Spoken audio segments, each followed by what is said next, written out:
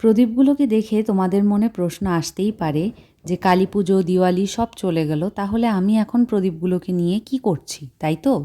বলবো সব বলবো। Hello dear souls, welcome back to অবসরের টুকিটাকি। কার্তিক পুজো তো এসেই পড়ল।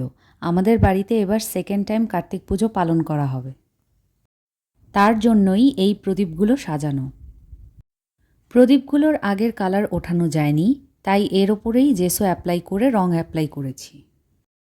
প্রদীপগুলোতে এমনিতেই ডিজাইন এনগ্রেভ ছিল, তাই আর আলাদা করে কোনো ডিজাইন করিনি, জাস্ট এনগ্রেভড ডিজাইনগুলোতে কালার করেছি। কালার কম্বিনেশন নিয়ে একটু কনফিউজড ছিলাম। তোমাদের কাছে কালার কম্বিনেশনগুলো কেমন লাগছে অবশ্যই জানিও।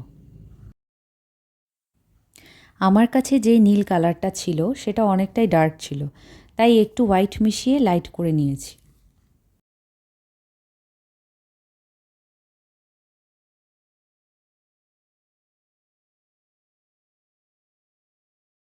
এই তো প্রদীপগুলোর ফাইনাল লুক, কেমন লাগছে জানিও।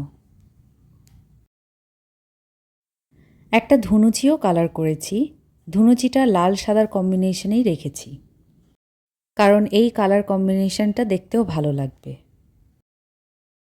ধুনুচির ভেতরের পার্টে কোনো কালার করিনি, কারণ যেহেতু সেখানে ধূপ জ্বালানো হবে।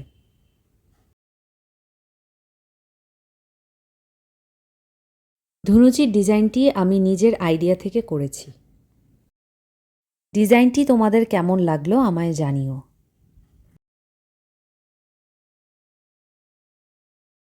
খুব বেশি ডিজাইন করে ধুনুচিটাকে হিজিবিজি করতে চাইনি, তাই একটু ফাঁকাই রেখেছি। এই তো ধুনুচির final look. Thanks for watching.